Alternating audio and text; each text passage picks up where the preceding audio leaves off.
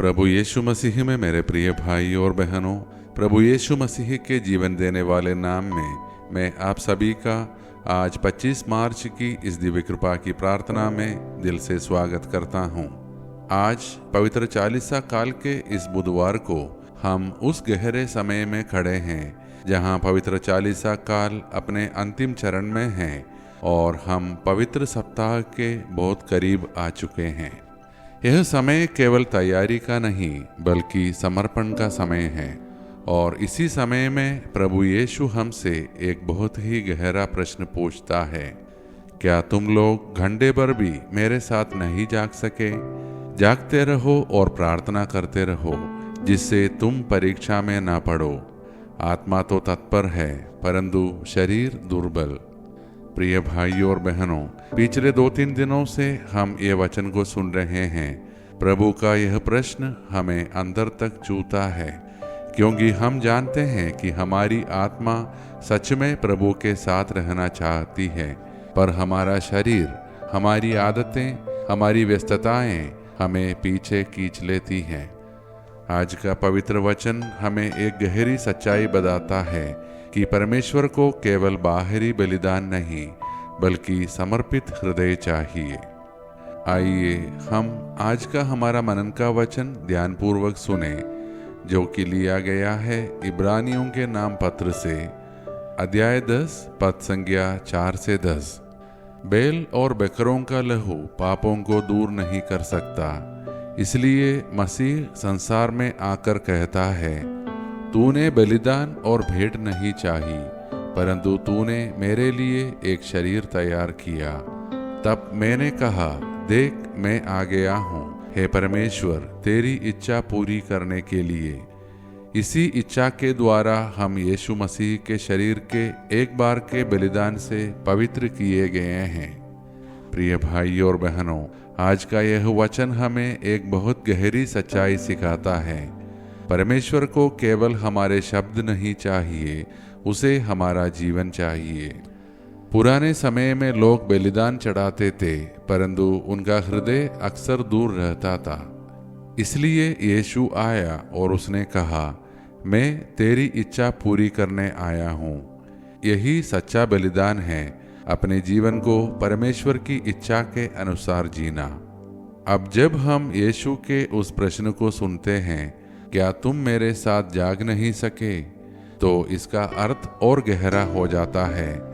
जागना केवल प्रार्थना में बैठना नहीं है, जागना है अपने जीवन को परमेश्वर के हाथों में सौंपना, उसकी इच्छा को अपनी इच्छा से ऊपर रखना, हर परिस्थिति में हाँ प्रभु कहना।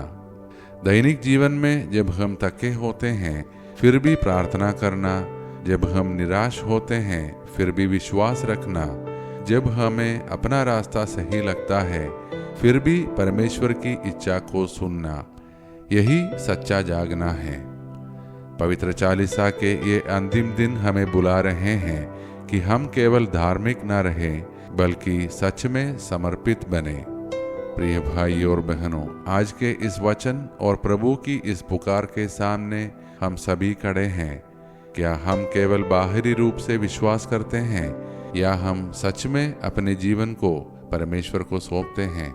आज प्रभु हमें बुला रहा है जागने के लिए, समर्पित होने के लिए और उसकी इच्छा में चलने के लिए। इसलिए आइए हम अपने हृदय को शांत करें, अपने जीवन को प्रभु के सामने रखें और पूरी विनम्रता के साथ उसकी उपस्थिति में प्रवेश करें और मिलकर प्रार्थना करें।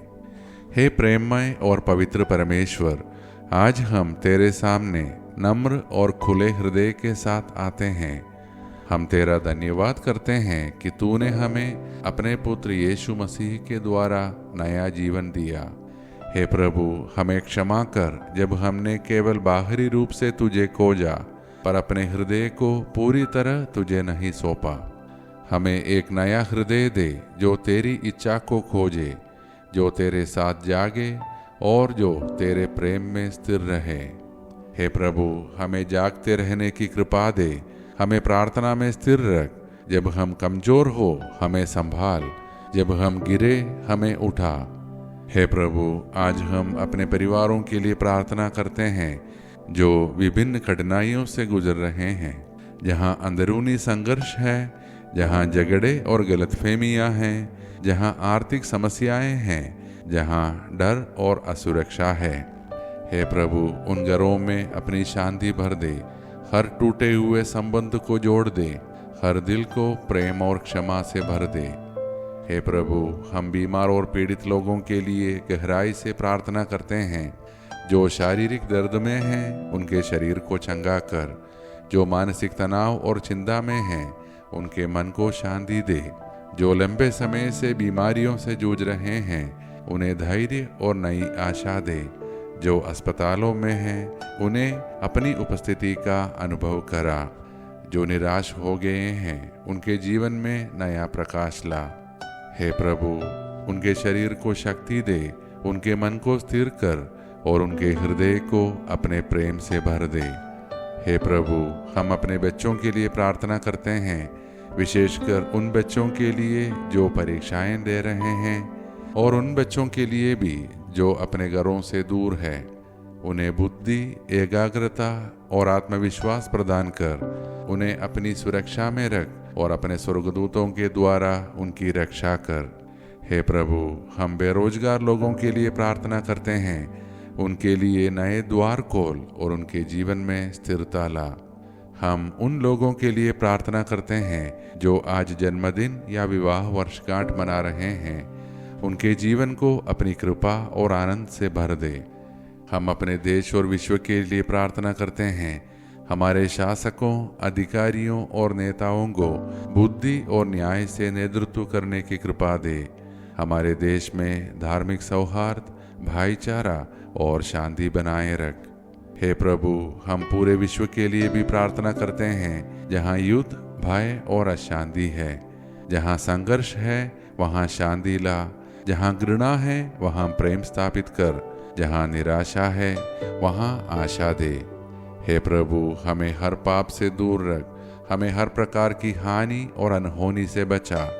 हमें अचानक और असामयिक मृत्यु से सुरक्षित रख।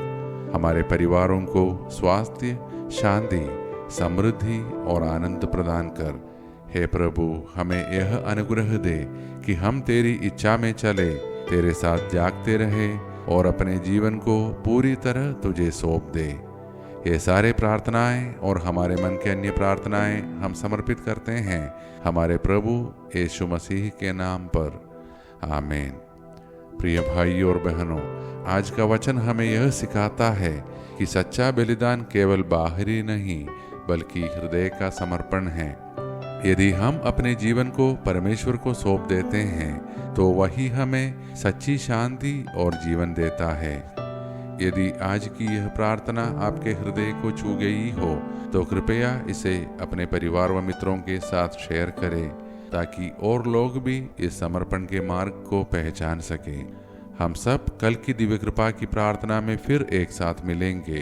तब तक हमारा प्रभु हमको आशीष दे और हमें सुरक्षित रखे।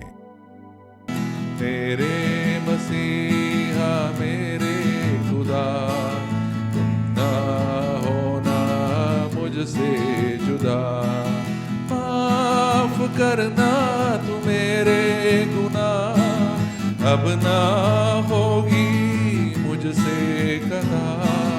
मेरे मसीहा